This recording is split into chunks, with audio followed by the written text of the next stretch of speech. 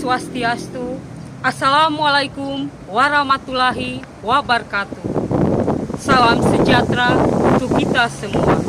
Nama budaya, salam kebajikan. Salam Cakrawati Samudra. Salam Maritim Nusantara. Yang terhormat para panitia lomba, yang saya hormati para dewan juri, yang saya kasihi para peserta lomba dan saudara-saudari yang menyaksikan pidato ini.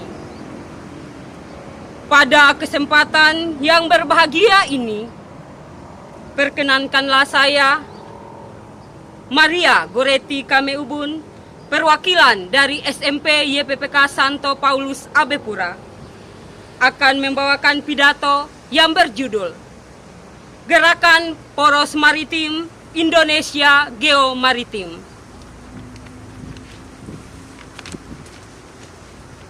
Selama ini, kebudayaan Indonesia disetting dengan format kebudayaan agraris yang cenderung terpaku pada alam. Alam yang membagi masyarakat pada strata-strata kekuasaan. Budaya tersebut sengaja dihembuskan kaum penjajah untuk mencengkeramkan kakinya di bumi Khatulistiwa. Masyarakat Indonesia dibuat lupa terhadap kekuatannya.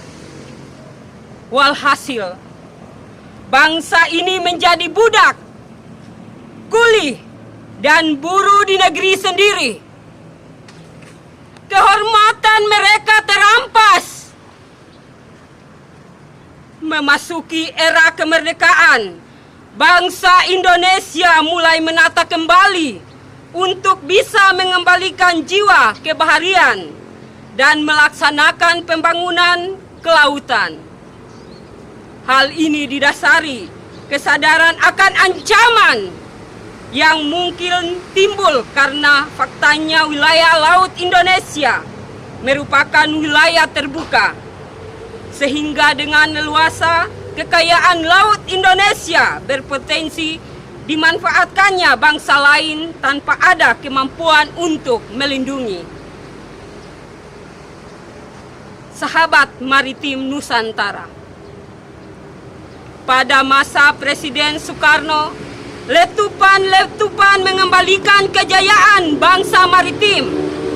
Sedikit demi sedikit mulai dihidupkan kembali. Salah satu pidato yang menandai langkah tersebut disampaikannya pada saat membuka Institut Angkatan Laut di Surabaya 1953. Dalam pidatonya, Bung Karno berpesan, usahakanlah agar kita menjadi bangsa pelaut kembali. Iya, bangsa pelaut dalam arti seluas-luasnya. Bukan sekedar menjadi jongos di kapal.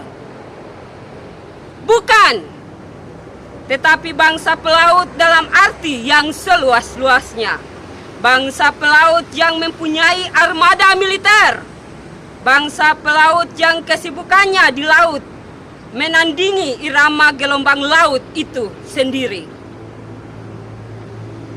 Pada masa yang sama, meneruskan keinginan Presiden Soekarno untuk kembali membangun negara maritim, Perdana Menteri Juanda membuat deklarasi yang sama-sama kita kenal dengan nama Deklarasi Juanda pada 13 Desember 1957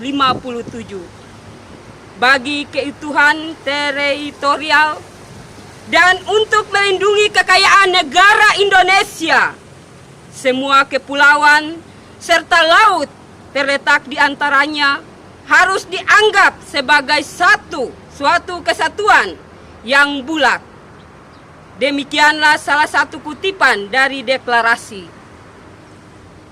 Sahabat Maritim Nusantara, deklarasi ini membangun wawasan Nusantara yang bertujuan menyatukan wilayah Indonesia dalam satu kekuatan hukum yang menghindari disintegrasi bangsa. Deklarasi Juanda mempunyai nilai yang sangat tinggi sebagai pemersatu dan persatuan bangsa. Berkat deklarasi Juanda, laut kini menjadi penghubung antar bangsa, antar pulau.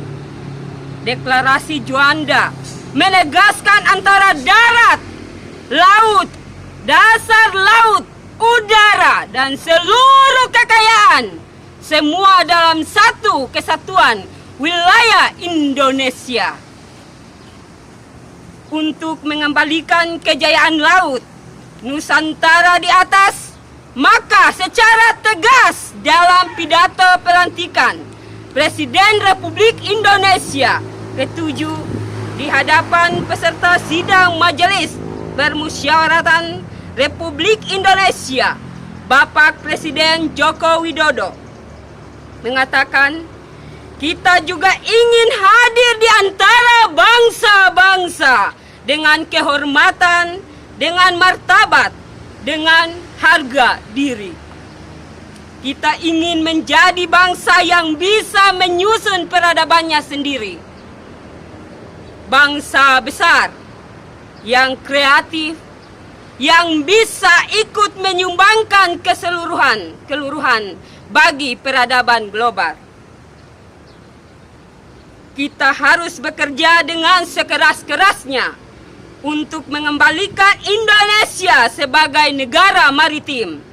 Samudra, laut, selat, dan teluk adalah masa depan peradaban kita. Kita telah terlalu lama memunggungi laut, memunggungi samudra, memunggungi selat dan teluk.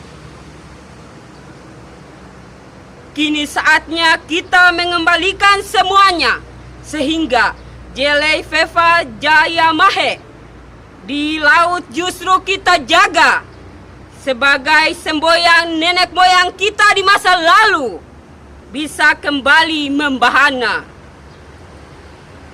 Sahabat maritim Nusantara, berangkat dari semangat di atas demi mewujudkan Indonesia menuju poros maritim dunia dalam bingkai negara kesatuan Republik Indonesia, sebagaimana yang tertuang dalam Peraturan Presiden Republik Indonesia Nomor 16 Tahun 2017 tertanggal 20 Februari 2017 tentang kebijakan kelautan Indonesia, bahwa visi Indonesia untuk menjadi sebuah negara maritim yang berdaulat, maju, mandiri, kuat, serta mampu memberikan kontribusi positif bagi keamanan dan perdamaian kawasan dan dunia sesuai dengan kepentingan nasional.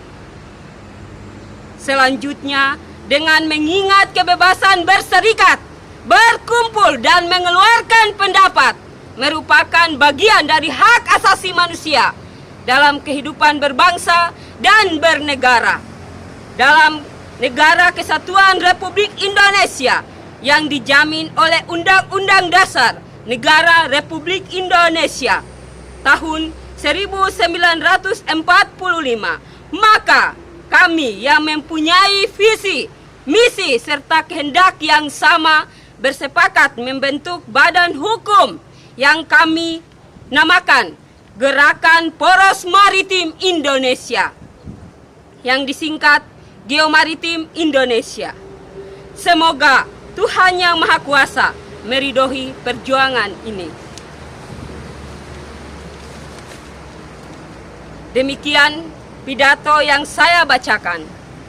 Saya mengucapkan terima kasih kepada Dewan Juri dan saudara-saudari yang menyaksikan pidato saya, serta mohon maaf yang sebesar-besarnya bila ada kata yang salah.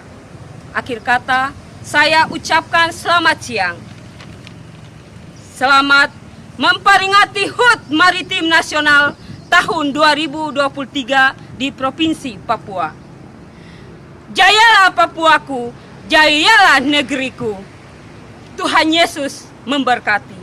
Wassalamualaikum warahmatullahi wabarakatuh.